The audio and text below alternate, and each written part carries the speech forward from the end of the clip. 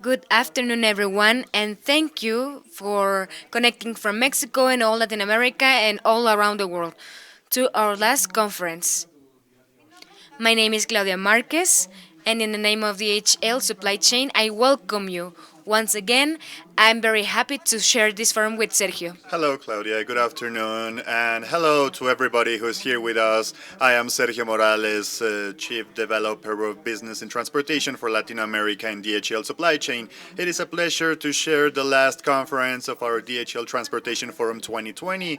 And I invite you once again to share in social media photos, comments, or experience of how you're living the event using the hashtag DHLTF2020 as you see on screen. We have a special guest today and right now. We have the opportunity to hear our CEO of the DHL Supply Chain for Latin America, Javier Bilbao.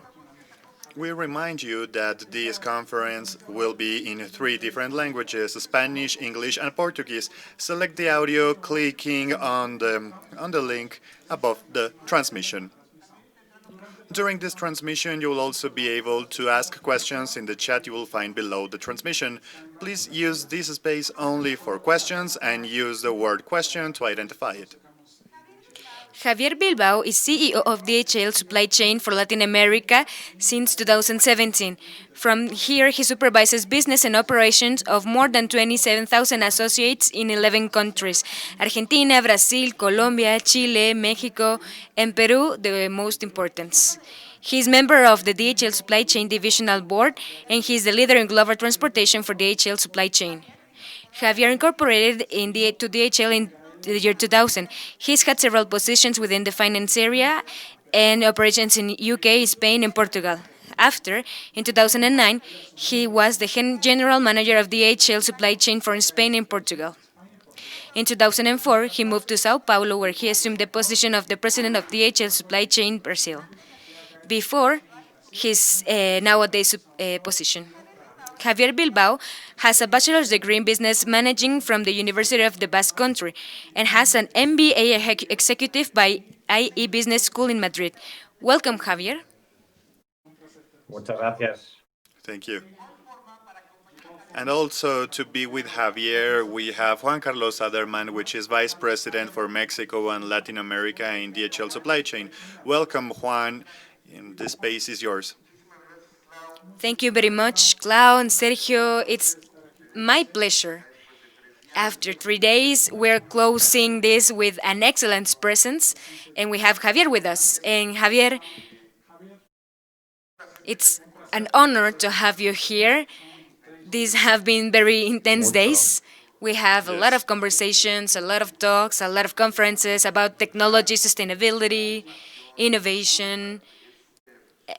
And it's very interesting to see and to hear and to know your outlook and to talk a little bit about what's happening nowadays and what's coming. Thank you very much, Javier.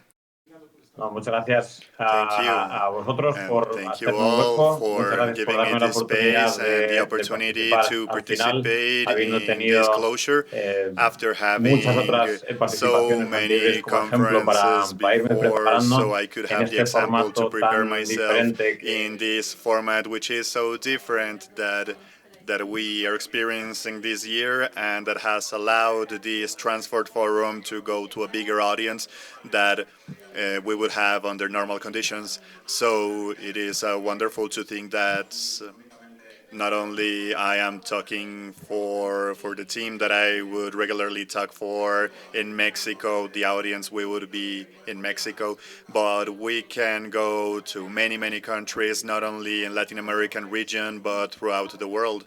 So wow. That's right, Javier.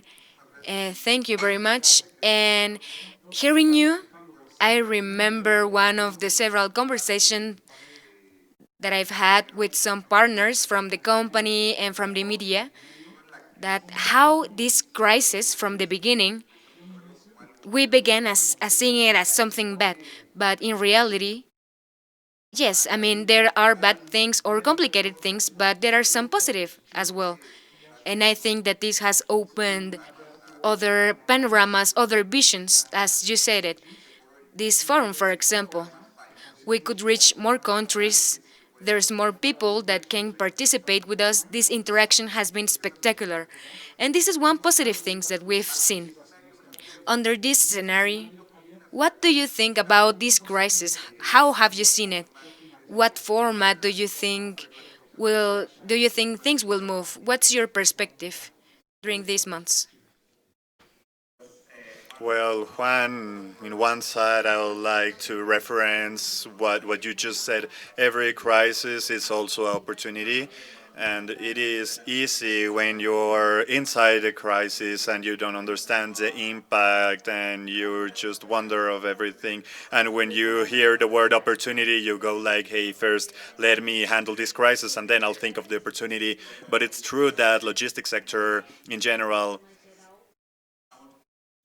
we are very used to constant changes all the time, and when when this COVID scene came, to be honest, let's say that it is the first time that we face a crisis like this, but at the same time we have been managing a crisis or changes, and well, it's not new. Change is constant in our activity, and to be honest, we have gone through different phases. First, of course, there was uncertainty of what will come ahead, and in the beginning, in the pandemic, it was more like a crisis of getting the products of delivery. There were some products in China, some products from Europe, and we were like, how will it impact the manufacturing sector because of the lack of supplies? So then we get used to the reality that it would affect directly to our economies and that it would have some other series of unexpected effects. And what we're seeing now on screen is a study that how the pandemic affected in every sector.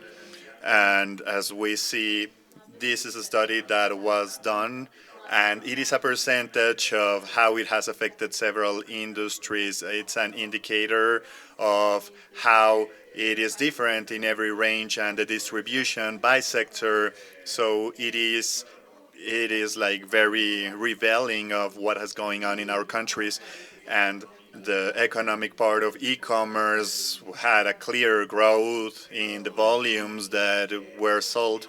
So, and everything that was like domestic or in-house products, of course, it has a higher sales when compared to the previous era.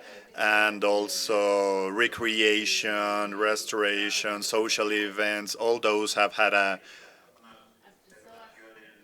down some kind of decrease in their economic activities.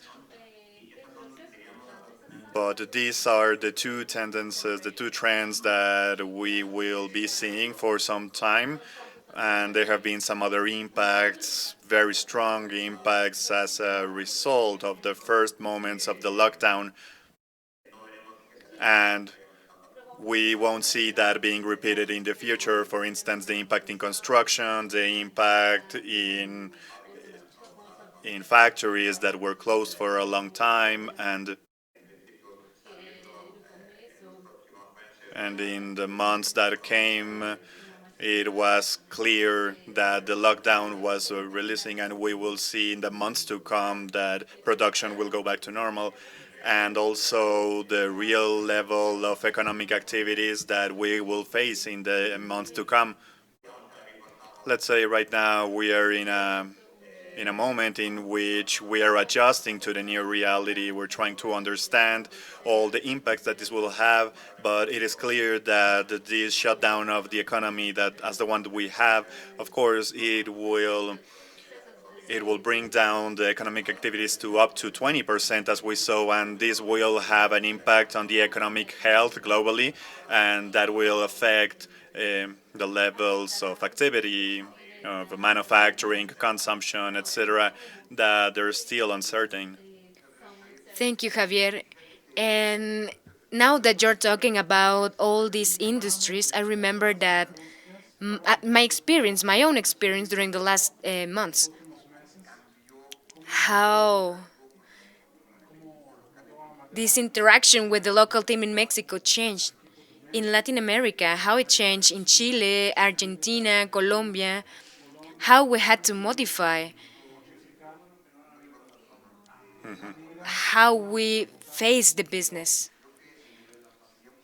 And I think it would be very interesting to understand from your point of view what has modified within DHL, what has been the experience during this process, clients, the teamwork, your own teamwork.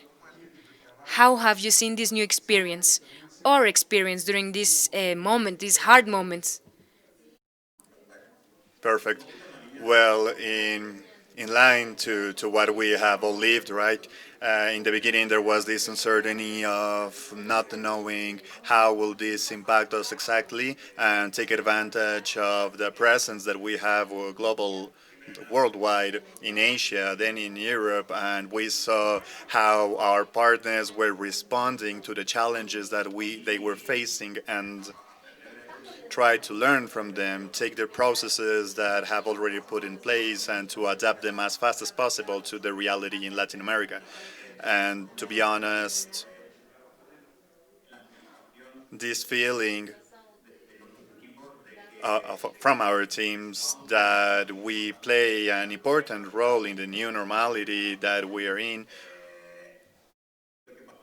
I think we made a step very, very quickly from uncertainty to have it clear that logistics and DHL, as the main global operator in the world, we will have the key role to ensure that the economy will keep on moving, and that even though we were locked down in our houses, we would have access to food and medicines and everything that we needed. So that's why we activated very quickly. We established protocols very quickly to secure that the management of our operations would be done safely, and that our employees, which are our first priority, would be healthy and protected with all the healthy measures that we need to operate in the correct way, and that we could play a role in the chain and secure that the cycle would be done entirely. And at the same time that we were handling this uncertainty, our clients were facing the same situation. So it was very positive to be able to somehow calm our clients, because we had the know-how of what was implemented in other places, and to be agile enough of putting this process into place and also adapting the reality to our region and our clients' necessities, and put that in the table. So what we need to do is to keep on doing business, and to be able to act very, very quickly. So something that we did very well too was that we have a very rooted way of how we work, like 28 protocols we had to add on top of that to face the challenges that we had ahead. And these protocols were split in the different teams of the region, and we accelerated the implementation of them. And after all, implement them, audit ourselves to make sure that we were doing things the right way. And yes, collaboration, internal collaboration within DHL, collaboration with our clients, collaboration with the authorities that very rapidly recognize the important role that logistics will have in this new situation. And I will say, Juan, that the most important part, or an important part of this process, apart from knowing that we play this important role, is being recognized, because in the logistics sector sometimes we comment that if you don't notice logistic, that is okay, that means we're not giving problems. But I think this time we were positively recognized by the authorities, by the clients, by this general society, to be able to keep on with the movement and be able to bring on to the houses of so many people in so many countries necessity goods. And Javier, what you're saying is very interesting. The logistics role in this pandemic. All that we've been talking about, even our employees are real heroes in this situation because they have faced it real well.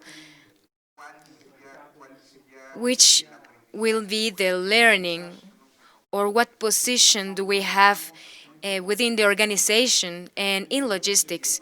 What will come? What are the next steps? Where are we going? Well, I think that one of the few things that we know for sure in the future is that it will be very volatile. Um, in the beginning, we talked about our first reaction that there was a lack of supplies, and then it was like, okay, I cannot keep on operating, so I'll go into survival mode. And now we will have a new stage in which the economic impacts will be seen, and they will lead us through a new normality, and we will see how we adapt to that. And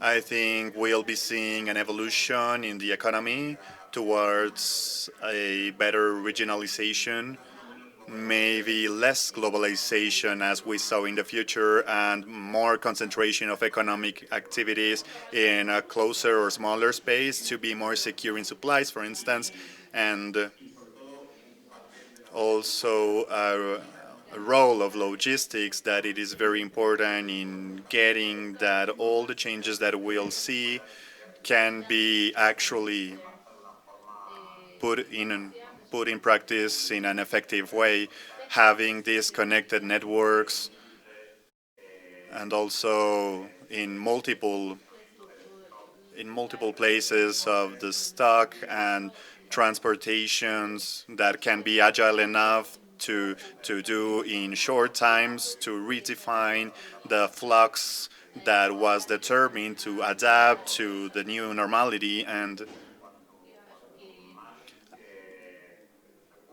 the more resources you can have to share, yeah, among different players in the market, that's better.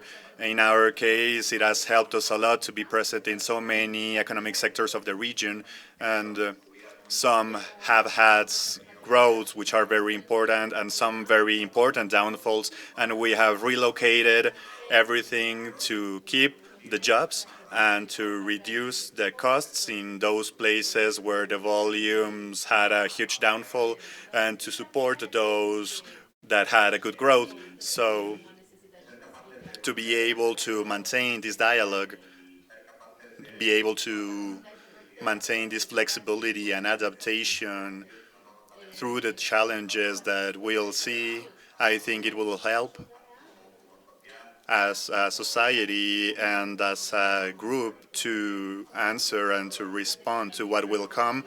And specifically on logistics, I think that will give us a great value and we will be very needed in this situation. I think we have the chance to demonstrate that we are an essential part of everyday life and the life of our societies. So we'll see. We'll see an acceleration of the trends that were developing in the last years. We all knew that this will keep on growing, that we would have more diversification of the economy and much more importance on data and connectivity among different players in the market, so we could have more and better decision making. And what we'll see is that all this will accelerate a lot. We came from a previous crisis in 2008, in which, let's say, the banking sector had a hard impact. Now we are in another crisis that I think will come like very deep in the years to come, and the banks will have a much bigger role than what it had before. And of course, there will be challenges because we will face bankruptcies, companies that will have a lot of difficulties to have business in this new scenario that will be challenging.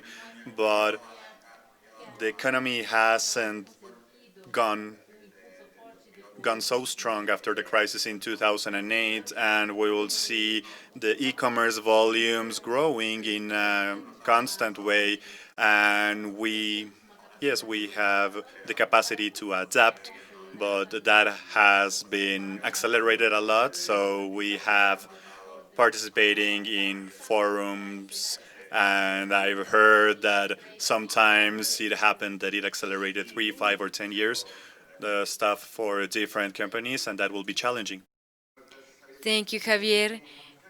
We have a few minutes, and I'd like to know that with all of this that we've been talking about evolving, what happened this year, all these changes that we're having, with your perspective, what do you see for the countries of DHL supply chain in Latin America? We've seen the general context, but there's people from Latin America seeing us. Can you please tell us something about what you see in this region, about these countries, to make this talk connected control towers? How are we connecting with the region?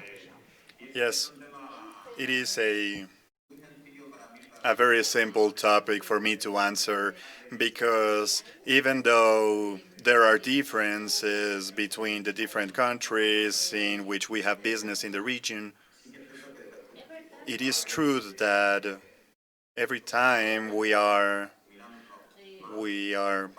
assimilating more, we are sharing a common culture. We share practically the same language, Portuguese, Spanish, different languages of Spanish too. It is simple to communicate among ourselves, and fortunately, within DHL, the team of the region is very close together. We have worked together for several years, and we develop initiatives in a very coordinated way and connected control towers that we have been talking so long for these 3 days. We have been developing in several countries. It started in Mexico, it went very quickly to Brazil, Chile, Colombia is about to come, Argentina and Peru are foreseen to have one in the future. And one of the messages that we repeat ourselves is that we need to work like one. We need to be as standard as possible within the region and replicate our processes to facilitate or to make it easy, like how we operate for our clients.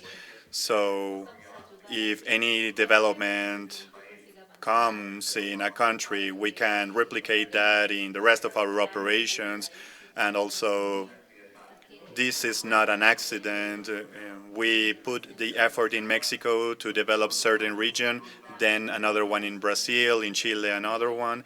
And when we see that these developments can be replicable, we'll do the exercise to replicate them in the whole region. That is in what it comes to how we work. And also, what we have seen in this period in the region is that the level of growth of the activities that we were having, it hasn't stopped. We have been able to keep on with a similar growth of the one we had years ago. And also, this trend goes to the personal level. We have seen a change in people, in the activities of some sectors to other sectors, and in this sense, e-commerce demands much more like transportation and demands much more personnel for the deliveries and all this. So, from this point of view, it is a positive present for us to keep on growing, to keep on creating jobs, and fortunately, in an environment in which it's not so clear that the jobs will be able to be maintained in all the economic sectors of our region, logistics, yes, can have these jobs, and most likely it will increase. Thank you, Javier. The last topic. I don't want to leave this conversation without you telling us about sustainability. We know that is one of the most important values in DHL and in the region. Can you please tell us something about this? What is to come? Perfect. When it comes to sustainability, I think we all think immediately that we will work with electric vehicles. Maybe we will reduce the consumption of fossil fuels. We'll use solar energy and some other measures that are easy to explain and to be understood by everybody. But the reality is that, yes, that will happen, but also in our region, there's still many things that are not possible in some ways because the infrastructure doesn't exist for it to be that way, and also because they don't exist enough electric vehicles to put on the highways. And fortunately, there are several other ways in which we can move forward in this regard. These tools have been presented in the previous conferences, and they are targeted to the efficiency of procedures to avoid empty miles from the trucks, to consolidate the freight in the trucks, so in shorter drivings, we can have several deliveries and that it shouldn't stop many times to fulfill these deliveries. And also the tools that have small versions, like for instance the trailer, this little solar panel that goes on top of the vehicles that is being used in our vehicles to reduce the fuel consumption. And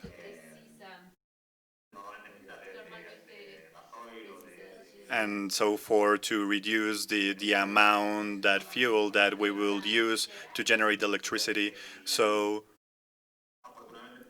fortunately, within the organization, we don't just desire that these CO2 emissions are lowered, but we are working since 2007 with very clear goals that we need to achieve year by year to ensure that this reduction of CO2 is effective. We have a very ambitious goal to eliminate the CO2 footprint to 2050, and we have milestones in between that will ensure that we are doing this efficiently.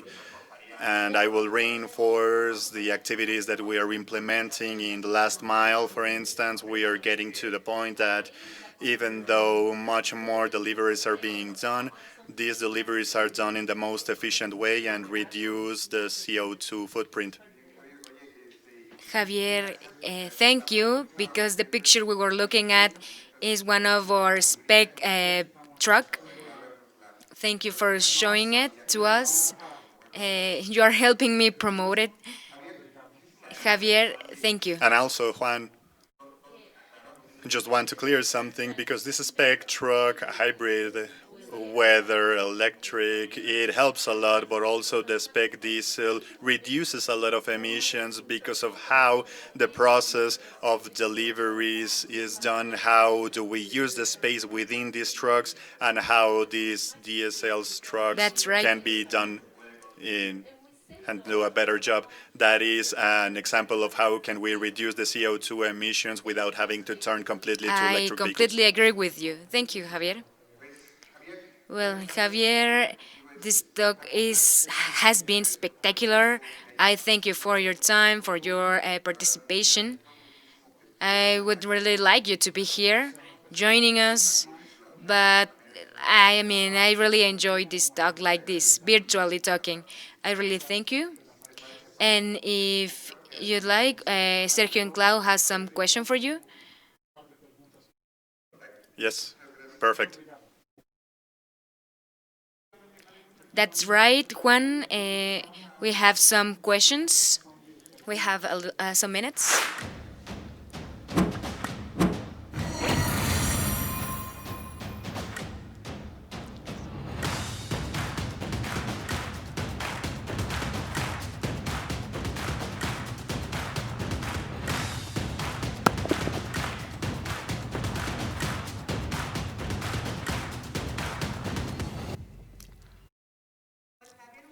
Javier, a very interesting session. We have few minutes, but this is for you. to think in our careers and that they are an essential part of this event. Do you have a message for them? They have helped us to continue with the supply chain during this pandemic. That is true. And I would like to thank you for having us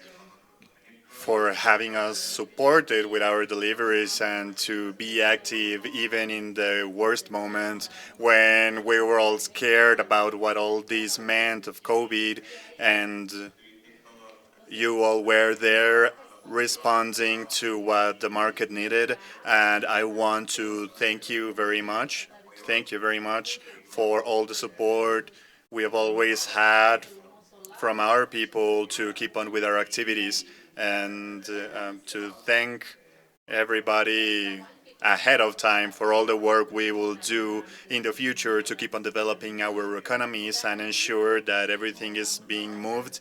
And as I mentioned, logistics has been playing a key role, and it will be even more important within all this uncertainty and things we have ahead. Well, time's up. Thank you very much, Javier and Juan. After this conference, we're more than motivated to face these challenges. Well, now I hope you are ready to close this Transportation Forum 2020. That during this virtual session has been an incredible experience to hear the expert in the different sectors in the supply chain. Like during this situation, during the pandemic,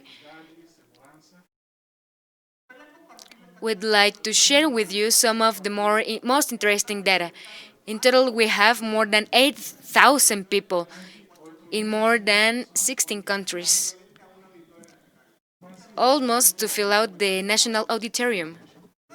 And well, with this, we close these forums and we go to the premiation session.